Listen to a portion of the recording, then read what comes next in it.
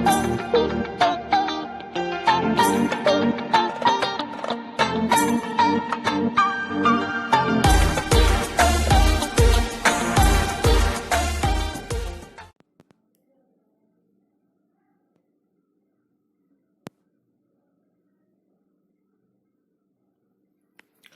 students, good morning everyone and welcome to our 9th class video lecture. I hope you all are happy at your home and healthy, doing yoga regularly.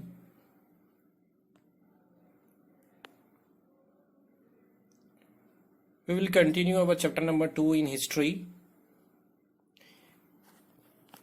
Let's see the map. इस map को देख करके हमें locate करने में easy रहेगा जो हम पढ़ रहे हैं। आप देख सकते हैं ये रहा फ्रांस, आपने अभी फ्रांस पढ़ा था, और ये रहा रशिया जो भी पढ़ रहे हैं आप रशिया के बारे में। तो मैप के साथ स्टडी करने से थोड़ा सा इजी रहेगा आपको, और लोकेट करने के लिए भी आता है एग्जाम के अंदर, इसलिए आपको इसे भी ट्राई करना है।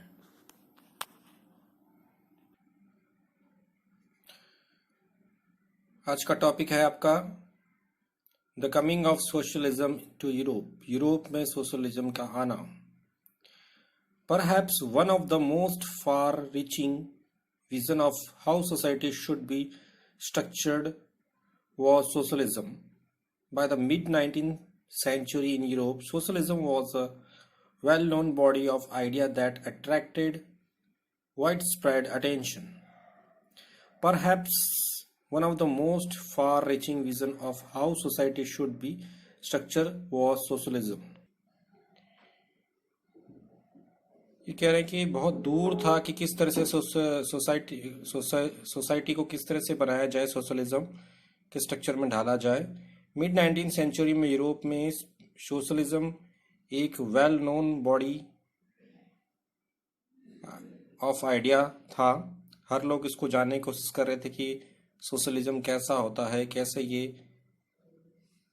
किसी सोसाइटी को चेंज करता है, और ये लोग सबके अट्रैक्शन का सेंटर था ये आइडिया कि सोशलिज्म अपनाने से क्या फायदा होगा। Socialists were against private property and saw it as the root of all social ills of the time. Socialist private property के अगेंस्ट थे, और वो देखते थे कि जो भी सोशल यानी समाज के अंदर जो भी बीमारियां हैं समय के साथ, वो सारी इसकी जड़ें प्राइवेट प्रॉपर्टीज में ही हैं। वाई, ऐसा क्यों?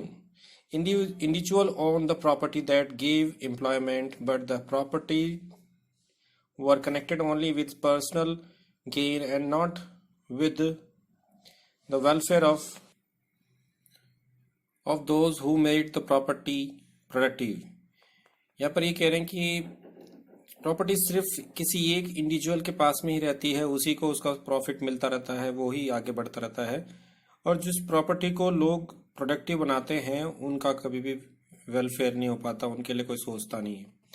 सो if society as a whole rather than single individual control property, यदि सोसाइटी को किसी एक इंडिविजुअल के द्वारा ही कंट्रोल किया जाएगा, more attention would be paid to collective social interest, और उससे ज़्यादा लोग इंटरेस्ट लेंगे एक कलेक्टिव यानी एक साथ होकर के सामाजिक इंटरेस्ट को बढ़ाएंगे, यानी सोशल इंटरेस्ट को बढ़ाएंगे।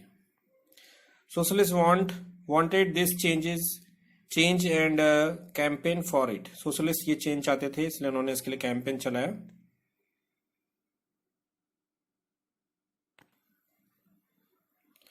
How could a society without property operator? अब ये कह रहे हैं कि सोसाइटी कैसे बढ़ेगी प्रॉपर्टी ऑपरेटर के बगैर। What would be the basis of socialist society? क्या बेस होगा सोशलिस्ट सोसाइटी का? Socialist had different vision for the future. Socialist का फीचर के लिए एक अलग ही नज़रिया था। Some believed in the idea of cooperative Robert Owen 1771-1858। कुछ का ये मानना था, जिसमें से कोऑपरेटिव रॉबर्ट ओवेन जिन्होंने 1771 और 1858 में काम किया था। A leading English manufacturer sought to build a cooperative community called New Harmony in Indiana, USA।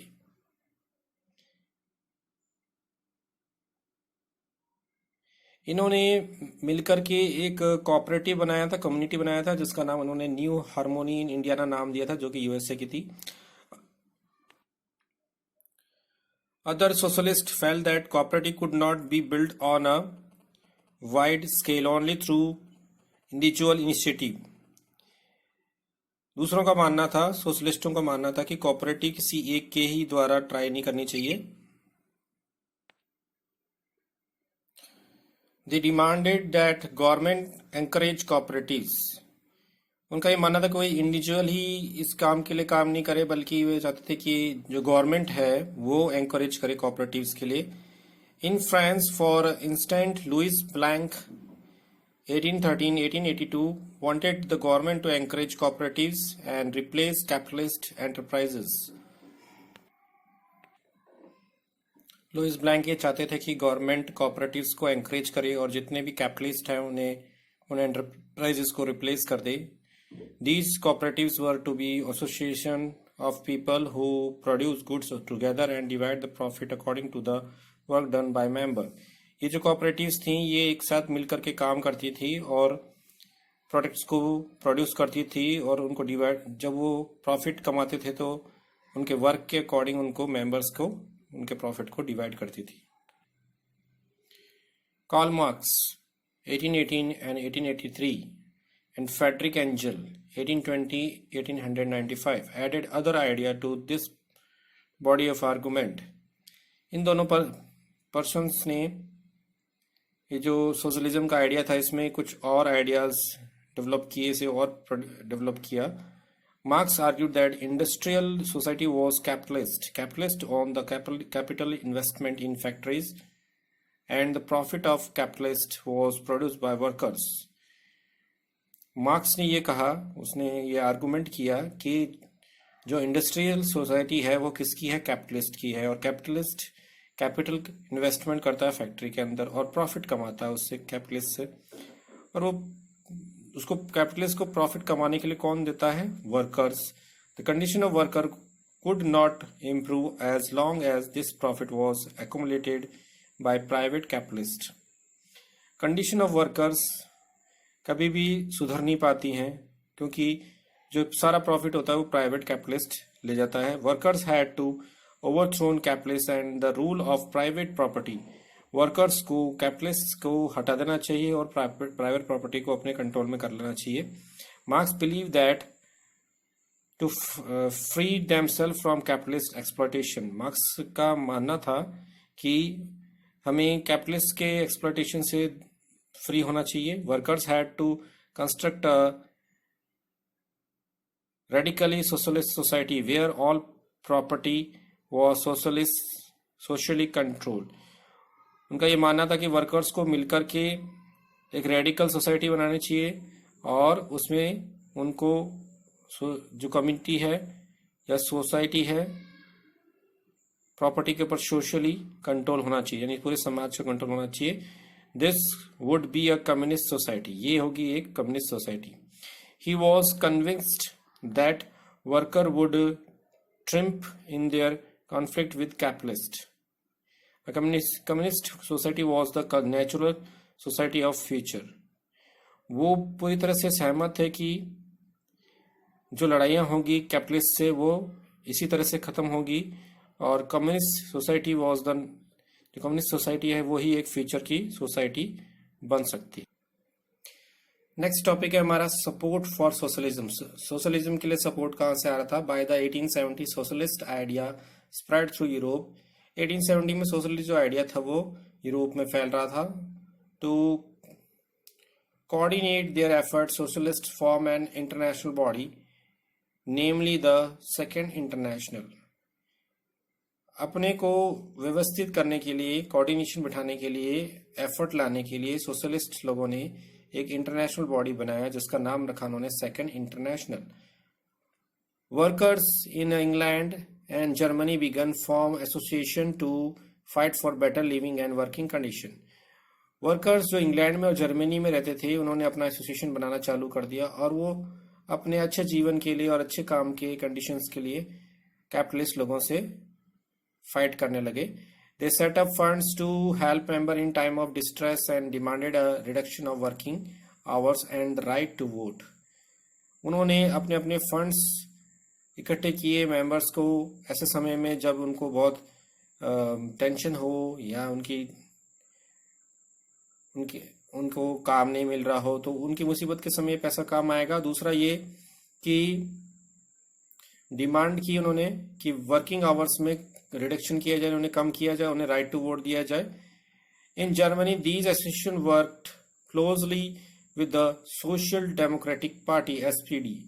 Germany में एक एसोसिएशन बनाई गई जो इसी के लिए बात करती थी, उसका नाम था social democratic party, and help it win parliamentary seats, और उसकी हेल्प करने लगे कि वो पार्लियामेंट्री सीट जीत जाए।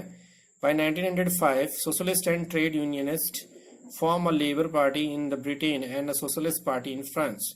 इसी तरह से 1905 में सोशलिस्ट और ट्रेड यूनियंस ने एक लेबर पार्टी बनाई इंग्लैंड के अंदर और सोशलिस्ट पार्टी बनाई गई फ्रांस के अंदर।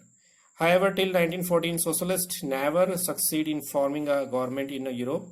In 1914 तक सोशलिस्ट जो थे वो लोग गवर्नमेंट बनाने में सफल तो नहीं हुए यूरोप के अंदर।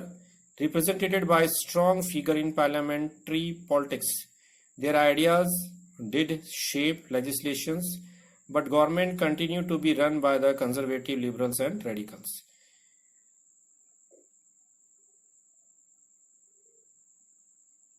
लेकिन उनका जो पार्लियामेंट में पोजीशन थी उनकी लगातार स्ट्रांग हो रही थी। वो गवर्नमेंट तो नहीं बना पा रहे थे लेकिन उनकी पोजीशन धीरे धीरे बढ़ रही थी और आइडियाज शेप ले रहे थे लेजिस्लेशन के लिए। और गवर्नमेंट जो थी वो कंजर्वेटिव्स और लिबरल और रेडिकल्स की थी। नेक्स्ट टॉपिक है हमारा रशियन रिवॉल्यूशन, जो हमारा चैप्टर का टाइटल भी था।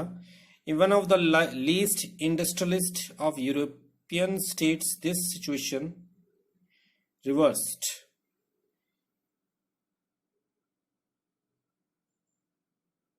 सबसे कम इंडस्ट्रियलिस्ट थे यूरोप के अंदर, लेकिन उनकी सिचुएशन एकदम से चेंज हो गई।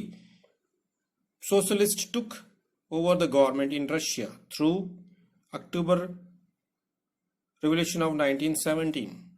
सोशलिस्ट ने गवर्नमेंट जो रशिया में थी उसे हटा दिया और वो अक्टूबर रिवॉल्यूशन ऑफ 1917 के थ्रू हुआ था। The fall of monarchy in February 1917 and the event of October are normally called the Russian Revolution. इसमें मोनार्ची गवर्नमेंट गिर गई थी 1917 में और ये इवेंट अक्टूबर में हुआ था और इसीलिए इसको हम कहते हैं अक्टूबर का रिवॉल्यूशन या फिर Russian revolution. How did this come about? ये सब चीजें कैसे हुई? What were the social and political condition in Russia when the revolution occurred? किस तरह की सोशल और पॉलिटिकल कंडीशंस थी रशिया में रिवॉल्यूशन के टाइम में? To answer these questions let us look at Russia few year back before the revolution. इन सब सवालों के उत्तर जाने के लिए हमें रशिया के पीछे जाना पड़ेगा, उसके साल के पीछे जाना पड़ेगा फ्लैशबैक में, और फिर हम स्टडी करेंगे कि ऐसी क्या सिचुएशन थी रशिया ने और सोशलिज्म को आगे अपनाया और आगे कैसे बढ़ा।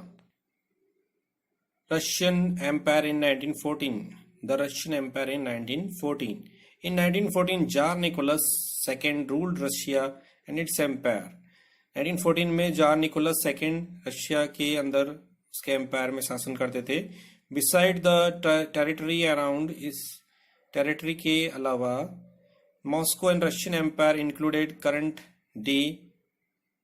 मॉस्को और रशिया के एम्पायर में करंट डे में Finland, Latvia, Lithuania, Estonia, part of Poland, Ukraine and Belarus, ये सारे जो कंट्रीज हैं ये भी इनके साथ शामिल थी।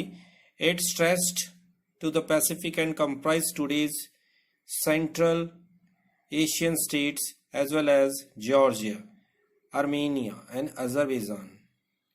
ये धीरे धीरे पैसिफिक सागर से होता हुआ आगे बढ़ता हुआ आज के समय के सेंट्रल एशिया स्टेट्स को, जिसमें जॉर्जिया, आर्मेनिया और अजरबैजान ये लोग भी थे. The majority of the Greek Orthodox Church, but the empire also included Catholic, Protestant, Muslims, Buddhist. इसमें मेजॉरिटी रशियन ऑर्थोडॉक्स क्रिश्चियनिटी की थी और इसमें ग्रीक ऑर्थोडॉक्स चर्च वाले भी थे. इसके अलावा कैथोलिक, प्रोटेस्टेंट और मुस्लिम, बुद्धिस्ट भी इसके अंदर शामिल थे. इस मैप को ढंग से देखिए. जो भी हमने पढ़ा है इंट्रोडक्शन रशियन एम्पायर के बारे में, वो सारा इंट्रोडक्शन इस मैप्स के थ्रू समझ में आ जाएगा आपको.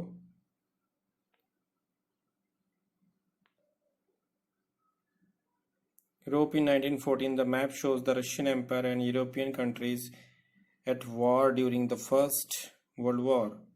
तो ये मैप शो कर रहा है रशियन एम्पायर और यूरोपियन कंट्रीज का, जो कि फर्स्ट वर्ल्ड वॉर के समय ऐसी थी. तो इसमें भी हमने पढ़ा है जो भी स्टेट कंट्रीज के बारे में, वो सारी कंट्रीज दिख रही हैं आपको. ग्रीस दिख रही है, बुल्गारिया दिख रहा है, सर्बिया दिख रहा है, अल्बानिया दिख रहा है. See some of the questions that help you to understand the topic. First है, name any two Indian nationalists who talked of the significance of French Revolution. जैसा भी हमने पढ़ा था, Raja Ram Mohan Roy and Derazio. Which was the most important economic activity of majority of Russian at the beginning of the 20th century? तो agriculture है इसका answer.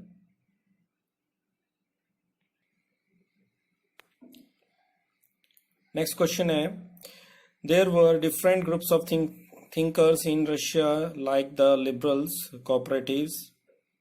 conservatives, socialists and radical.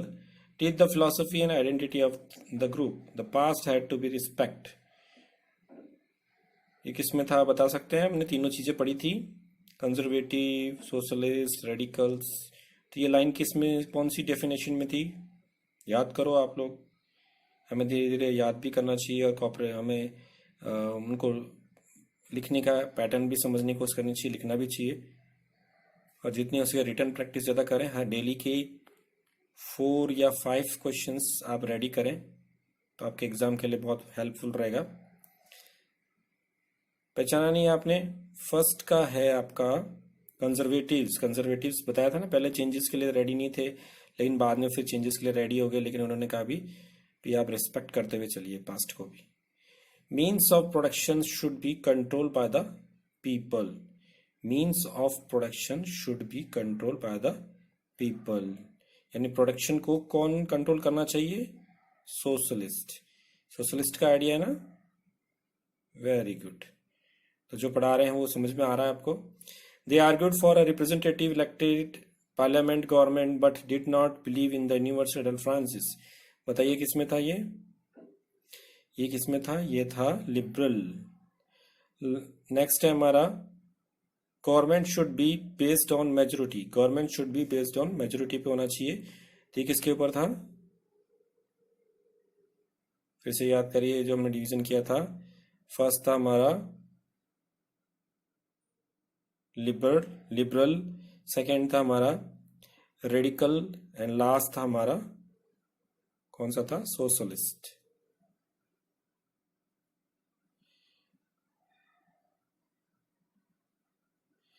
तो ये जो थर्ड था इसमें हमने लिबरल बता दिया आपको. Government should be based on majority. तो ये रेडिकल्स के लोग कहते थे कि गवर्नमेंट मेजोरिटी के ऊपर होना चाहिए, जिसकी मेजोरिटी ज्यादा है उस कम्युनिटी गवर्नमेंट बननी चाहिए. नेक्स्ट क्वेश्चन है, what was the basic idea of socialism. Socialists were against private property and saw it as the root of all social ills of time. Socialist against थे private property के, और उनका सोचना था कि जो समय के अनुसार बीमारियां हैं, सामाजिक रूप की बीमारियां, वो सारी इस प्राइवेट प्रॉपर्टी के कारण से ही हो रही है। What was the basic idea of communist society? Communist society का बेसिक आइडिया है all properties should be socially control, जितनी भी प्रॉपर्टीज है वो सोशली कंट्रोल होनी चाहिए। नेक्स्ट है who was Karl Marx? Karl Marx was a philosopher who favoured socialism.